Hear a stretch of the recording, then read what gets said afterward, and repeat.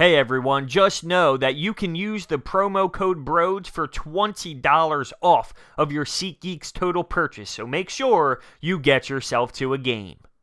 Listen, I know that I'm wearing Sixers gear and I'm all Sixered up and this is the Flyers video, but both teams were on tonight. I had two TVs in my living room. Mute, unmute, mute, unmute, mute, unmute. I was going back and forth screaming. My dog was looking at me, barking up a storm because I was jumping up and down for both games, but specifically this Flyers game because they beat the Columbus Blue Jackets at home by a score of 7-4. They scored 5 third-period goals. They had 36,583 different opportunities to score in the second period, and they continued to battle, and they continued to thrive, create opportunities. They would not stop fighting, and they found this rhythm in the third period, and it was enough to surge and get the victory to put a couple W's together here. Brian Elliott in between the pipes once again. This is a back-to-back situation. This is the first game of a back-to-back, so Carter Hart will go in the second game. But as for Brian Elliott, Alain Vigneault is sticking with the hot goaltender.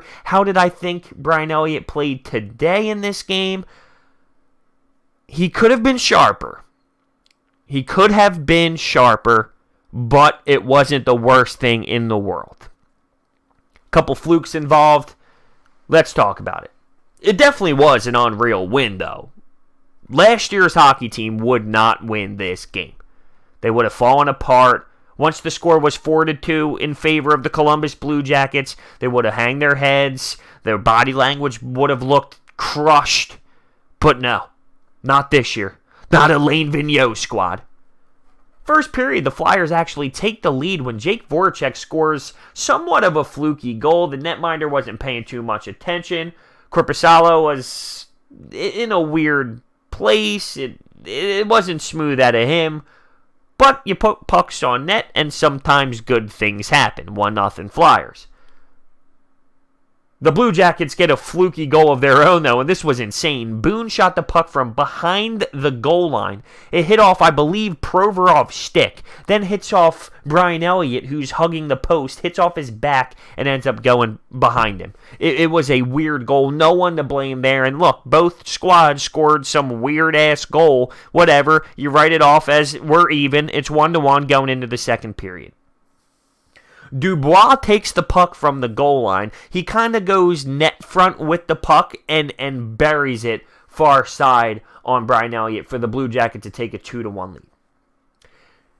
The amount of chances the Fly guys had blows my mind. It starts off with Couturier on a shorthanded breakaway. Couldn't cash in.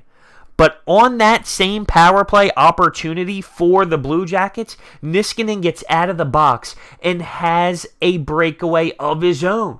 Couldn't score. Travis Konecny is in the slot. He gets a pass from Sean Couturier behind the net. Grade A scoring chance. Saved. Kevin Hayes.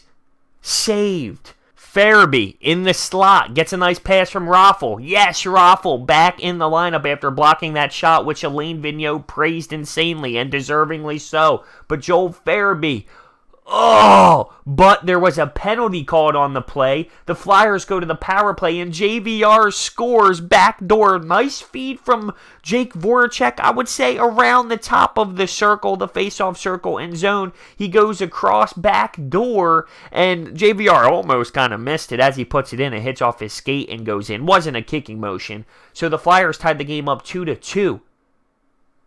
Instantly, and I mean instantly.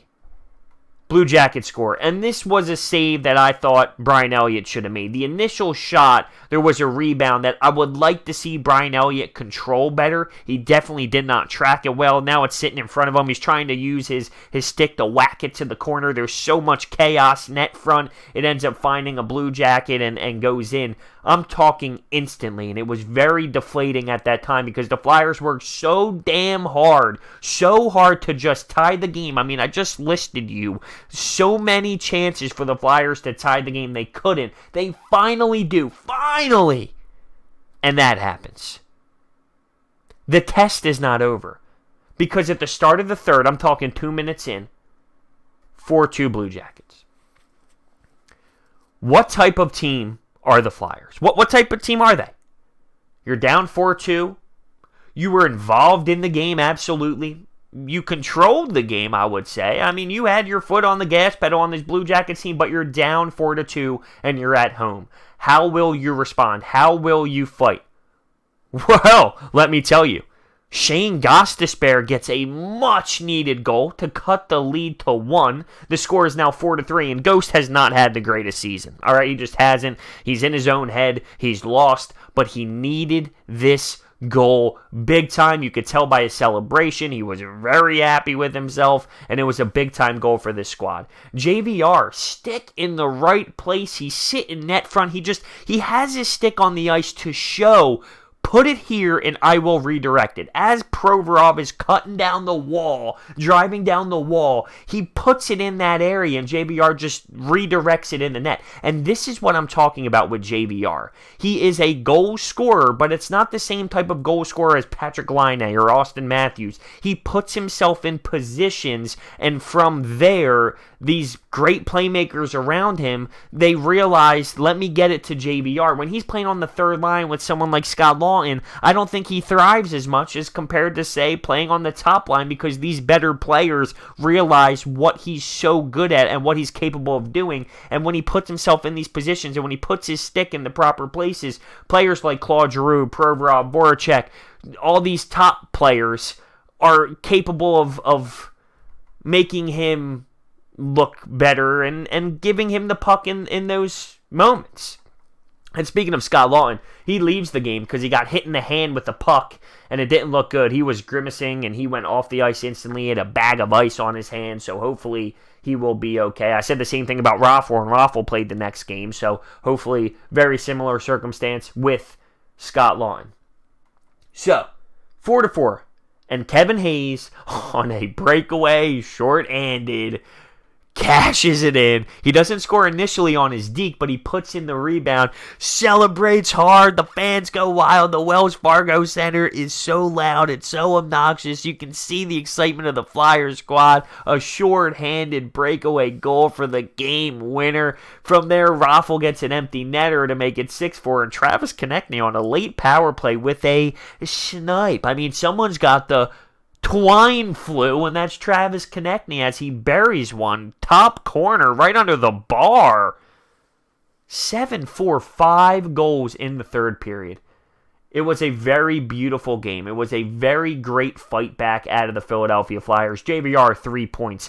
Kevin Hayes, 3 points. Voracek, 3 points. I thought this was Voracek's best game of the season so far. When he plays like this, he's a very effective player. But he doesn't always play like this. Sometimes he gets sat by Alain Vigneault. Some nights he plays so good like this and has great vision and is able to execute. He's got to be like that more consistently. The shots were 46-26. And I'm not a big shots guy because, as we know, when we went on that losing streak on the Western Canada trip, shots can be flawed.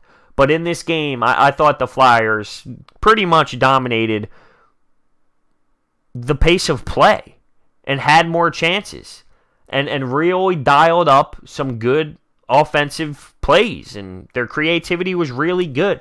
It came down to getting the puck in the net.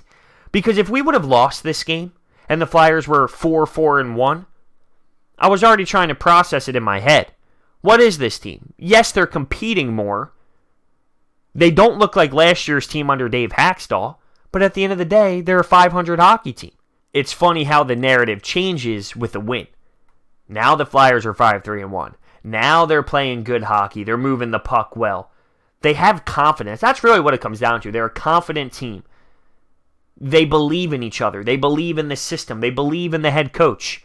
Did they believe in Dave Hackstall last year? And it's kind of scary how similar Gabe Kapler is to Dave Hackstall, and Alain Vigneault is similar to Joe Girardi. I know Joe Girardi has won championships as a player and as a manager. Alain Vigneault has only been to the Stanley Cup final as a coach. He hasn't gotten the job done. But it's very similar with their styles of coaching and managing. Alain Vigneault holds these players accountable. If you're not performing, you will not play. If you are not making smart plays, if you're not giving maximum effort, you will not play. And it's a respect thing. It's a respect thing. The players want that. The players want to be held responsible for their play. It's not like Alain Vigneault is some hardo, some mean coach. He's very relatable and a player's coach as well. But he holds the standard very high. And you want that out of your head coach. And he has shifted the culture. And I hate talking about the culture right now with everything that's going on with the Philadelphia Eagles and their locker room. But he has changed the culture of the Philadelphia Flyers. And they are buzzing at an all-time high. It's elite. It's fun as hell to watch. Seriously, as a Flyers fan, I couldn't tell you the last time this team has been this enjoyable, where I want to sit down and watch 60 full minutes of Flyers hockey. Last year, it was abysmal. It was so unwatchable at times. It was like watching Mite and Pee Wee hockey, where guys had no clue where to be on the ice. The strategy involved with Alain Vigneault, his system, it works, it's effective, and when the players execute it, it's so entertaining. The forecheck is incredible. It's creating so many chances. The Flyers are wide open in the high slot, getting grade A chances. Last year, I was watching our defense so lost where the other teams consistently had guys wide open in the high slot with these great chances. It's the complete opposite. How about Matt Niskanen? I mean, I would have never expected Matt Niskanen to be this effective for the Flyers. It was almost as if we all expected him to lose a step. What the hell was the Matt Niskanen signing? He's playing great with Provorov. Is he not? What a D pairing. I'm so impressed right now. 5-3-1. A win tomorrow.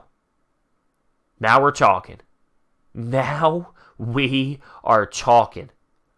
And I can smell it. Do you smell that? It smells like a W. It smells like a back-to-back W. See how it goes. Thank you guys so much for listening. Hit that thumbs up button, subscribe, and comment down below with your thoughts on the 7-4 win. Thank you so much. See you next time.